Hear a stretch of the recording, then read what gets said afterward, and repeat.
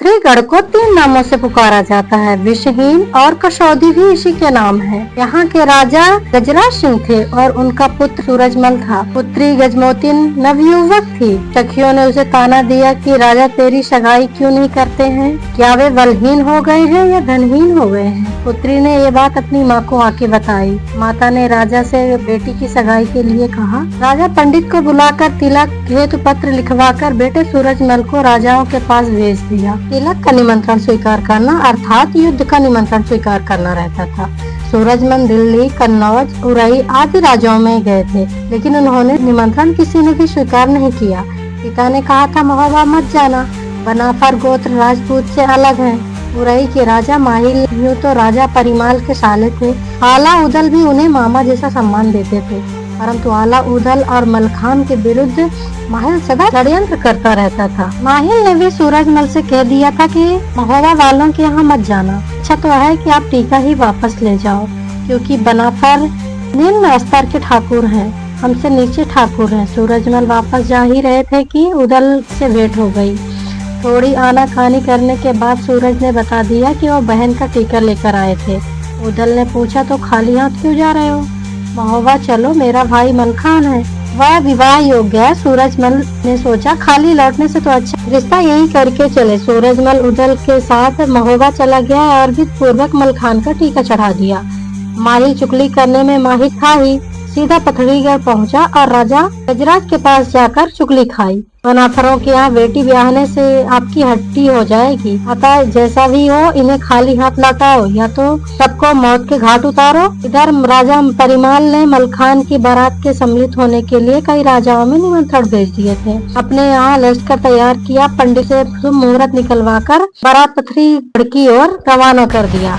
नगर में 3 कोस पहले ही बारात में अपने तंबू गाड़ दिए। बारात के आने की सूचना देने के लिए रूपन नाम की एक बारी को पथरीगढ़ के फलों की टोकरी देकर संदेश भिजवा दिया।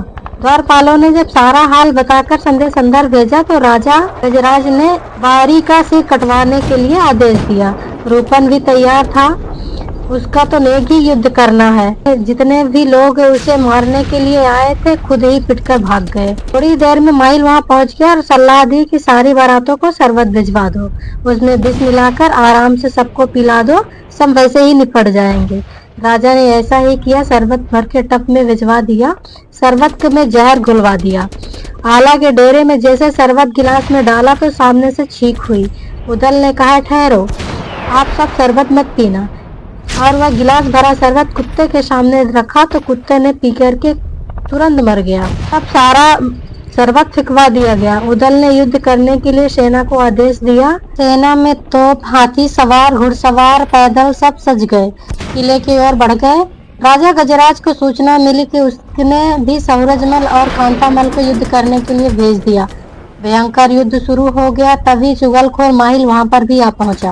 राजा ने पूछा अब क्या करूं? शरबत की तरकीब तो आला ने असफल कर दी, अब तो बारात दरवाजे पर पहुंचने वाली है।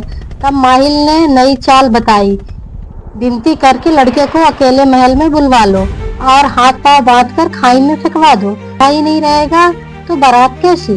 बारात अपने आप ही लौट जाएगी। राजा स्वयं आला के डेरे पर गए और वहां कहा हमारे यहाँ ऐसी प्रथा है कि लड़के को अकेले भेज दो, हम भावर डलवा कर सही सलामत वापस भेज देंगे। उदल ने कहा जहर वाले शरबत के बाद तुम पर विश्वास नहीं किया जा सकता, अगर छल किया तो हम तुम्हारे विषहीन के किले को धूल में मिला देंगे। मलखान ने जब अपनी सिरोही उठाई तो राजा ने कहा कि भावर पर खाली हाथ जाना पड़ेगा। तब गंगा जल का कलश मंगवाया और उसे कसम खिलाई। गजराज ने गंगा जल उठाकर कसम खाया छल नहीं करेगा और वो भरोसा दिलाया। आला ने पालकी में बिठाकर मलखान को राजा के साथ भेज दिया। राजा ने भीतर से नगर के सब दरवाजे बंद करवा दिए और मलखान के सिर काट लो, बचकर वापस न जाने पाए। मलखान सुनते ही सावधान हो गया, पालकी की बांस निकाल लिया और अपने किसी को भी नहीं आने दिया, सबको बांस से मार कर भगा दिया। राजा ने हाथ जोड़कर कहा तुम सामर्थ हो, अब हम भामर डाल देते हैं। मलखान जैसे ही भामर के लिए बैठा तो राजा फिर छल कर बैठा।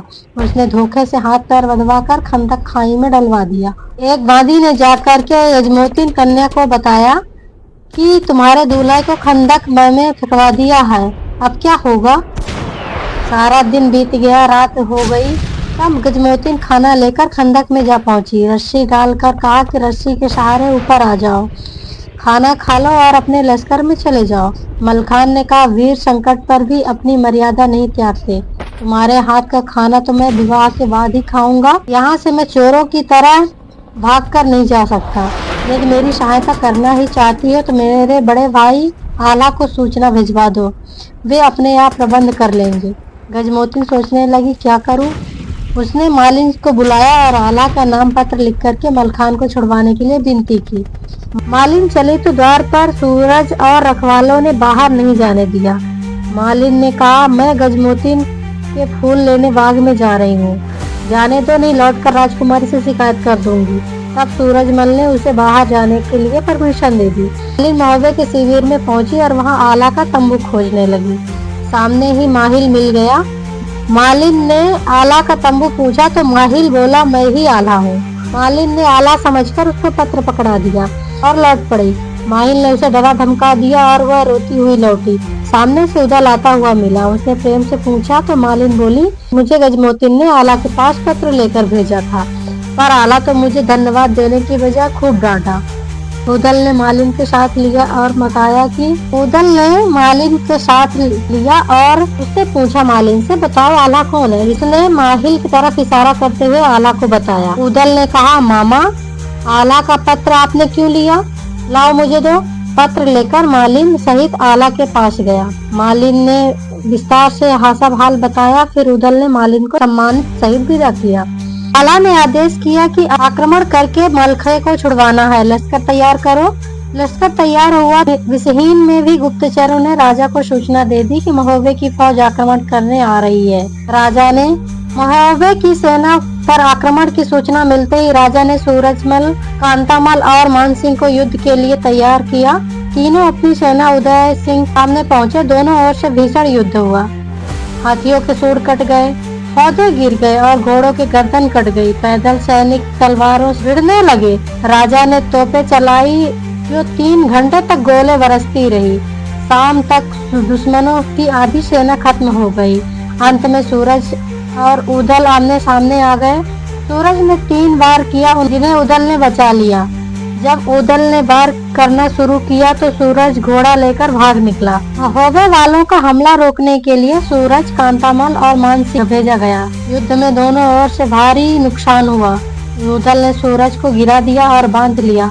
कांतामल भी हार गया और मानसिंह घायल हो गए। राजा ने डर की वजह से भक्ति का सहारा लिया। श्यामा भक्ति ने जादू से दुश्मन की सेना को बेहोश कर दिया। तब आला ने सुनमा को बुलाने का आदेश दिया। सुनमा ने भी देवी पूजा पाठ करके देवी को प्रसन्न किया और देवी प्रकट होकर के उसको अमृत का कलश दिया और बोला कि सारे घायल सैनिक पर छिड़क दो, उठ जा खड़े होंगे। आला और उदल ने दुश्मन पर दोबारा हमला किया। उदल ने सूरज और कांतामल को फिर बंदी बना लिया। आला ने राजा को जंजीरों से बांध लिया।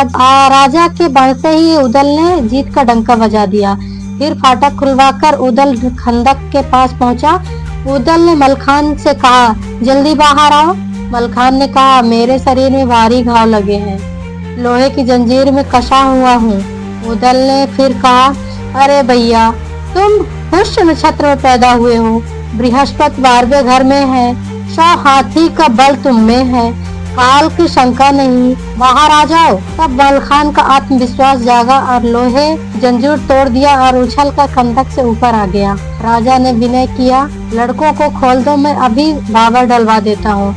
सूरजमल और कांतामल को खोल दिया गया। राजा को भी खोल दिया गया। भावर की तैयारी, आला के संदेश पर भावर पूरी कर ली गई। तब गजराज बोले, महोबे वाले वीर हैं। गजमोतिन बहू के लिए लाए हुए आभूषण सौंप दिए। गजमोतिन का श्रृंगार कर दिया गया और बिना देर किए पालकी बिठाकर विदा करवा लिया। रूपनगारी ने सूचना देने महोबा में भेज दिया गया। सूचना मिलते ही रानी मल्हाना ने स्वागत की तैयारी करवा ली। सब रानियों और सखियों ने बुलाकर मंगलचार शुरू कर दिया। स्वागत में चौमुखा दीपक जलाया गया और वीर मलखान के साथ वधू गजमोतिन की आरती उतारी गई। दोनों वर वधू ने रानी मल्हाना, दिवला और तिलका के चरण स्पर्श किए बारात में पधारे सभी राजाओं को उपहार देकर विदा कर दिया। महोबे वाले बाराती भी विदा होकर अपने घर चले आए। इस प्रकार से मलखान और गजमोतिन का विवाह संपन्न हुआ। अगर वीडियो पसंद आए तो प्लीज लाइक, चैनल को सब्सक्राइब करें। Thank you for watching.